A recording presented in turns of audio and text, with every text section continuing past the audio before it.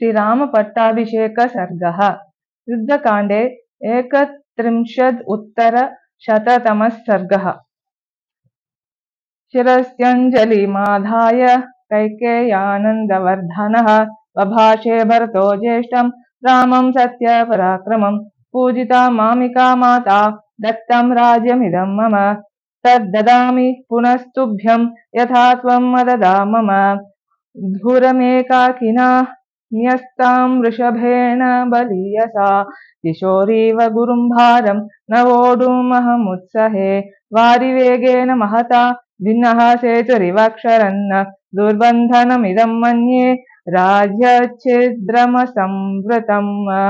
गतिं खर इवाश्वस्य हंसस्येव च वायसः नान्वेतुमुत्सहे राम तव मार्गमरिन्दम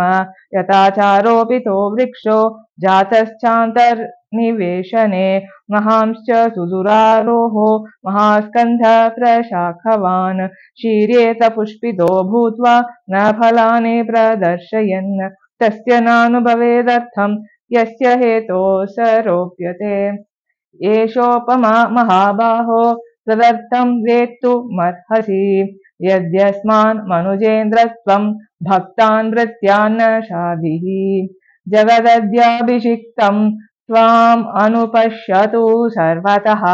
प्रतपन्तमिवादित्यं मध्याह्ने दीप्ततेजसं सूर्यसङ्घातनिर्घोषः काञ्चीनूपुरनिस्वनैः मधुरैर्गीतशब्दैश्च प्रतिबुध्यस्व राघव यावदा वर्तते चक्रं यावती च वसुन्धरा तावत्त्वमिह सर्वस्य स्वामित्वमनुवर्तय भरतस्य वचः श्रुत्वा रामः परपुरञ्जयः तथेति प्रतिजग्राह निशसादासने शुभे ततः शत्रुघ्नवचनान् निपुणाः श्मश्रुवर्धकाः सुखहस्ताः सुशीघ्राश्च राघवं पर्युपासत पूर्वं तु भरते स्नाते लक्ष्मणे च महाबले सुग्रीवे वानरेन्द्रे च राक्षसेन्द्रे विभीषणे विशोधितजटः स्नातश्चित्रमाल्यानुलेपनः महार्हवसनो रामस्तस्थौ तत्र श्रिया ज्वलन् प्रतिकर्म च रामस्य कारयामास वीर्यवान् लक्ष्मणस्य च लक्ष्मीवान् इक्ष्वाकुकुलवर्धनः प्रतिकर्म च सीताया सर्वा दशरथस्त्रियः आत्मनैव तदा चक्रुर्मनस्विन्यो मनोहरं ततो वानरपत्नीनां सर्वासामेव शोभनं चकार यत्नात् कौसल्या प्रहृष्टा पुत्रलालसा तथा शत्रुघ्नवचनात् सुमन्त्रो नाम सारथिः योजयित्वा विचक्राम रथं सर्वाङ्गशोभनम् अर्कमण्डलसङ्काशं दिव्यं दृष्ट्वा रथोत्तमम् आरुरोह महाबाहु रामः सत्यपराक्रमः सुग्रीवो हनुमांश्चैव महेन्द्रसदृशद्युति स्नातौ दिव्यनिभैर्वस्त्रै जग्मतुः शुभकुण्डलौ वराभरणसम्पन्ना ययुस्ताः शुभकुण्डलाः सुग्रीवपत्न्या सीता च द्रष्टुं नगरमुत्सुकाः अयोध्यायां तु सचिवा राज्ञो दशरथस्य ये पुरोहितं पुरस्कृत्य मन्त्रयामासुरर्तवत् अशोको विजयश्चैव सुमन्त्रश्चैव सङ्गताः मन्त्रयन् रामवृद्ध्यर्थं नगरस्य च सर्वमेवाभिषेकार्थं जयार्हस्य महात्मनः कर्तुमर्हत रामस्य यद्यन्मङ्गलपूर्वकम् इति ते मन्त्रिणः सर्वे संदिश्यतु पुरोहितम् नगरान्निर्ययुस्तूर्णं रामदर्शनबुद्धयः हरियुक्तं सहस्राक्षो रथमिन्द्र इवानगः प्रययौ रथमास्थाय रामो नगरमुत्तमम् जग्राह भरतो रश्मीं शत्रुघ्नश्चत्रमाददे लक्ष्मणो व्यजनं तस्य मूर्ध्नि सम्पर्यवीजयत् श्वेतं च वालव्यजनं जग्राह पुरतः स्थितः अपरं चन्द्रसङ्काशं राक्षसेन्द्रो विभीषणः ऋषिसङ्गैस्तदाकाशे देवैश्च समरुद्गणैः स्तूयमानस्य रामस्य शुश्रुवे मधुरध्वनिः ततः शत्रुञ्जयं नाम कुञ्जरं पर्वतोपमम् आरुरोह महतेजाः सुग्रीवप्लवगर्षभः नवनागसहस्राणि ययुरास्ताय वानराः मानुषं विग्रहं कृत्वा सर्वाभरणभूषिताः शङ्खभेरीप्रणादैश्च दुन्दुभीनां च निस्वनैः ययौ पुरुषव्याघ्रस्तां पुरीं हर्म्यमालिनीं ददृशुस्ते समायान्तं राघवं स पुरःसरं विराजमानं वपुषा रथेनातिरथं तदा ते वर्धयित्वा काकुत्स्थं रामेण प्रतिनन्दिताः अनुजग्मुर्महात्मानं भ्रातृभिः परिवारितम् अमात्येत् ब्राह्मणैश्चैव तथा प्रकृतिभिर्वृतः श्रिया विरुरुचे रामो नक्षत्रैरिव चन्द्रमाः स पुरोगामिभिस्तूर्यैस्तालस्वस्तिकपाणिभिः प्रव्याहरद्भिर्मुदितैर्मङ्गलानि ययौ वृतः अक्षतं जातरूपं च गावः कन्या तथा द्विजाः नरामोदकहस्ताश्च रामस्य पुरतो ययुः सख्यं च रामः सुग्रीवे प्रभावं चानिलात्मजे वानराणां च तत्कर्म राक्षसानां च तद्बलं विभीषणस्य संयोगमाचचक्षे च मन्त्रिणाम् श्रुत्वा तु विस्मयं जग्मुर् अयोध्यापुरवासिनः द्युतिमानेतदाख्याय रामो वानरसंवृतः हृष्टपुष्टजनाकीर्णामयोध्यां प्रविवेशः ततो ह्यभ्युच्छ्रयन् पौराः पताकास्ते गृहे गृहे एक्ष्वाकाद्युषितं रम्यमाससाद पितृगृहम् अथाब्रवीद्राजपुत्रो भरतं धर्मिणां वरम् अर्थोपहितया वाचा मधुरं रघुनन्दनः पितुर्भवनमासाद्य प्रविश्य च महात्मनः कौसल्यां च सुमित्रां च कैकेयीमभिवाद्य च यच्च मद्भवनं श्रेष्ठं सा शोकवनिकं महत् मुक्तावैढूर्यसङ्कीर्णं सुग्रीवाय निवेदय तस्य तद्वचनं श्रुत्वा भरतः सत्यविक्रमः पाणौ गृहीत्वा सुग्रीवं प्रविवेशतमालयम् ततस्तैलप्रदीपांश्च पर्यङ्कास्तरणानि च गृहीत्वा विविशुक्षिप्रं शत्रुघ्नेन प्रचोदिताः उवाच च महातेजाः सुग्रीवं राघवानुजः अभिषेकाय रामस्य दूतानां ज्ञापय प्रभो सौवर्णान् वानरेन्द्राणां चतुर्णां चतुरो घटान् गदौ क्षिप्रं स सुग्रीवः सर्वरत्नविभूषितान् यथा प्रत्यूषसमये चतुर्णां सागराम्भसां पूर्णैर्घटैः प्रतीक्षध्वं तथा कुरुत वानराः एवमुक्ता महात्मानो वानरा वारणोपमाः उत्पेतोर्गगनं शीघ्रं गरुडानिलशीघ्रगाः जाम्बवांश्च हनूमांश्च वेगदर्शी च वानरा वृषभश्चैव कलशान् जलपूर्णानथानयन् नदीशतानां पञ्चानां जलं कुम्भेषु चाहरन् पूर्वात् समुद्रात् कलशं जलपूर्णम् अथानयत् जाम्बवान् सत्त्वसम्पन्नः सर्वरत्नविभूषितं वृषभो दक्षिणात् पूर्णं समुद्रात् जलमाहरत् रक्तचन्दनशाखाभिः संवृतं काञ्चनं घटं गवयः पश्चिमात् तोयम् आजहार महार्णवात् रत्नकुम्भेन महता शीतं मारुतविक्रमः उत्तराच्च जलं शीघ्रं गरुडानिलविक्रमः आजहार स धर्मात्मा हनुमान् मारुतात्मजः ततस्तैर्वानरश्रेष्ठैर् आनीतं प्रेक्ष्य तज्जलम् अभिषेकाय रामस्य शत्रुघ्नसचिवैः सह पुरोहिताय श्रेष्ठाय सुहृद्भ्यश्च न्यवेदयत् ततः स प्रयतो वृद्धो वसिष्ठो ब्राह्मणैः सह रामं रत्नमये पीते सहसीत्यं न्यवेशयत् वसिष्ठो वामदेवश्च जाबाले रथकाश्यपः कात्यायनसूयज्ञश्च गौतमो विजयस्तथा अभ्यषिञ्चन्नरव्याघ्रं प्रसन्नेन सुगन्धिना सलिलेन सहस्राक्षं वसवो वासवं यथा ऋत्विग्भिर्ब्राह्मणैः पूर्वः कन्याभिर्मन्त्रिभिस्सता योधैश्चैवाभ्यषिञ्चन्स्ते सम्प्रहृष्टाः सनैगमैः सर्वौषधिर्असैर्दिव्यैर्दैवतैर्नभसि स्थितैः चतुर्भिर्लोकपालैश्च सर्वैर्देवैश्च सङ्गतैः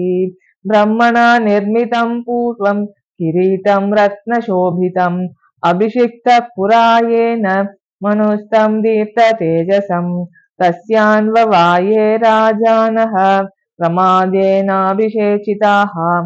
सभायां हेमक्लुप्तायां शोभितायां महाजनैः रत्नैर्नानाविधैश्चैव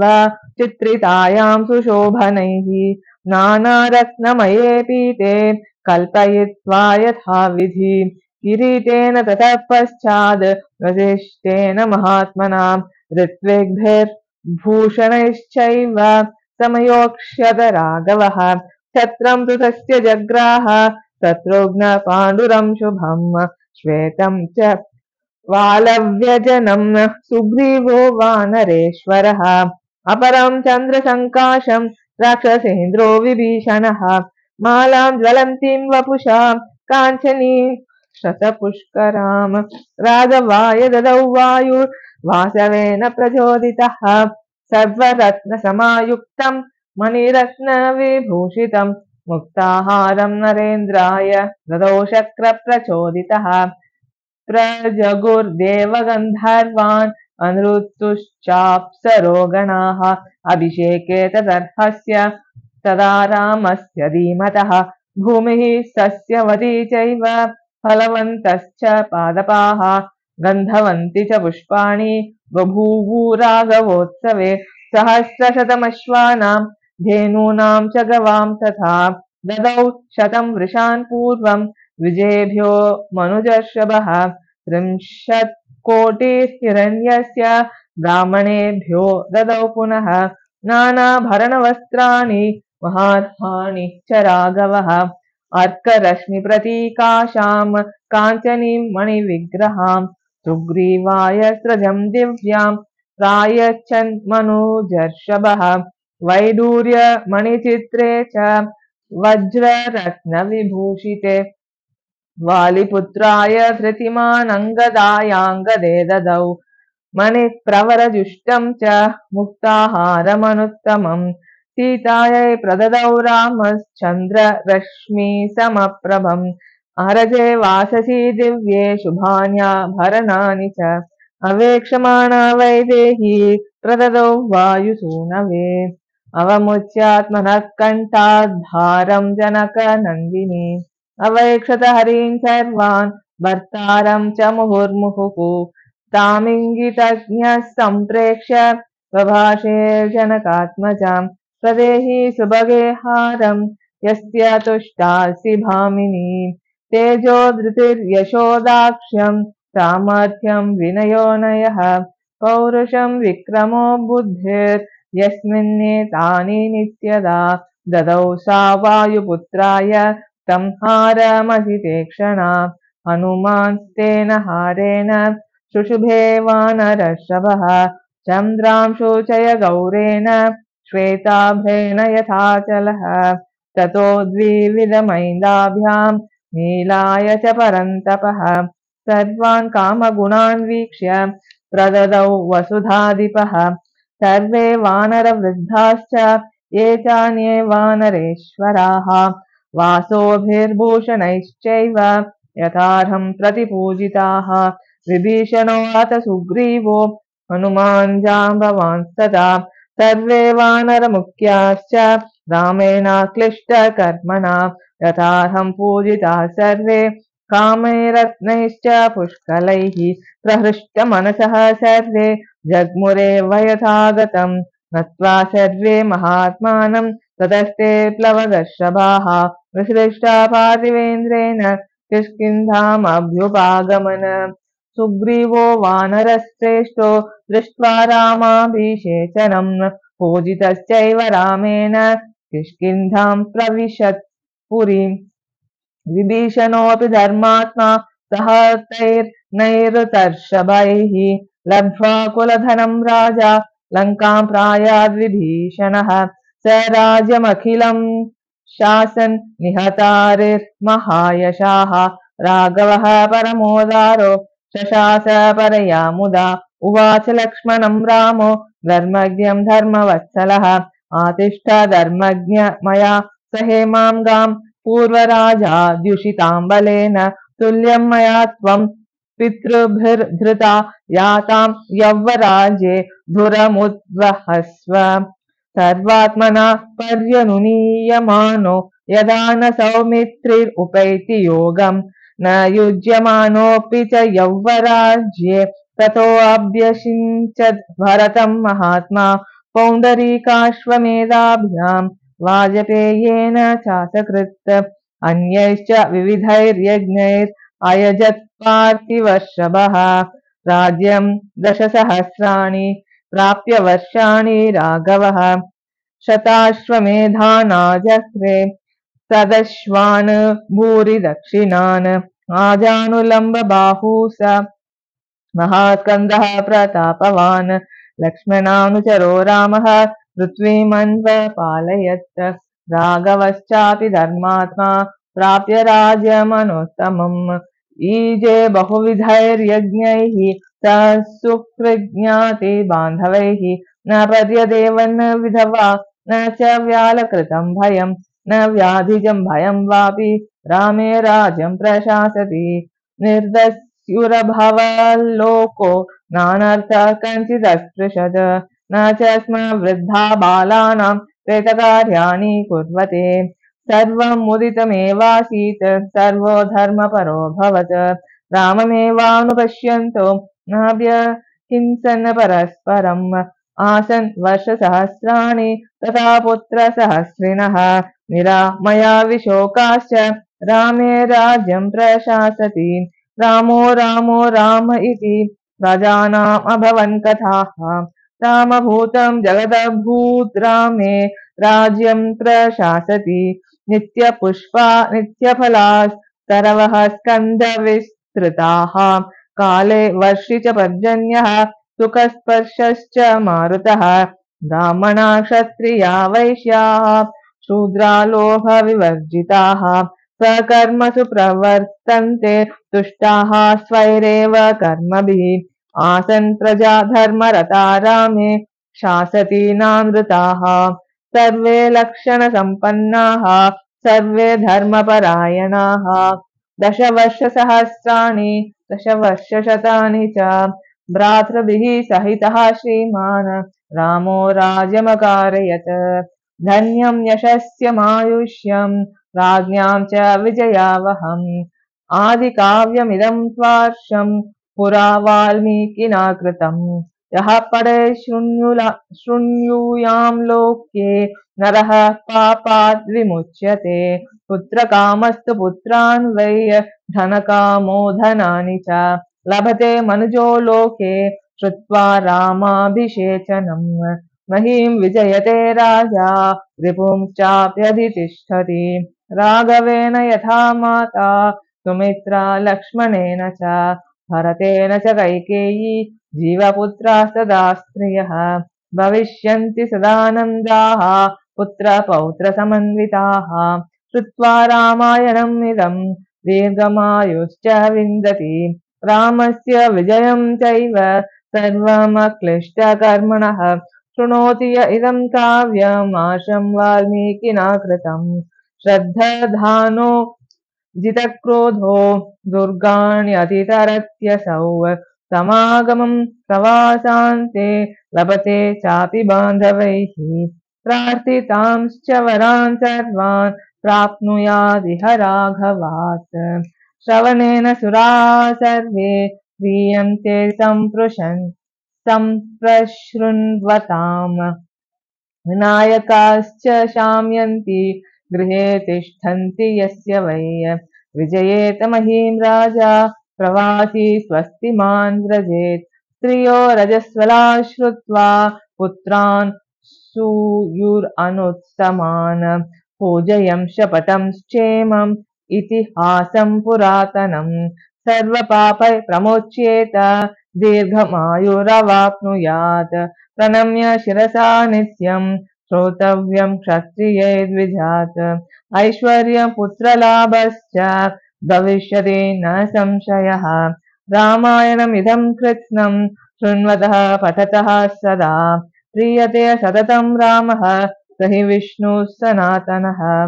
आदिदेवो महाबाहुः हरिर्नारायणः प्रभुः साक्षात् रामो रघुश्रेष्ठः शेषो लक्ष्मण उच्यते कुटुम्बवृद्धिं धनधान्यवृद्धिं श्रेयश्च मुख्याः सुखम् उत्तमं च कृत्वा शुभं काव्यम् इदं महार्थं प्राप्नोति सर्वान् भुवि चार्थसिद्धिम् आयुष्यमारोग्यकरं यशस्यं सौभ्रातृकं बुद्धिकरं शुभं च श्रोतव्यमेतन्नियमेन सद्भे आख्यानमोजस्करं वृद्धिकामैः एवमेतत् पुरावृत्तमाख्यानं भद्रमस्तु वः प्रव्याहरत विश्रब्धं बलं विष्णोः प्रवर्धताम् देवाश्च सर्वे तुष्यन्ति ग्रहणाश्रवणात् तथा रामायणस्य श्रवणात् तुष्यन्ति पितरस्तथा भक्त्या रामस्य ये चेमां संहितां ऋषिणा कृतां लेखयन्तीह च नरास्तेषां वासस्त्रिविष्टपे इति श्रीमद्वाल्मीकिरामायणे युद्धकाण्डे श्रीरामपट्टाभिषेकसर्गः सम्पूर्णः।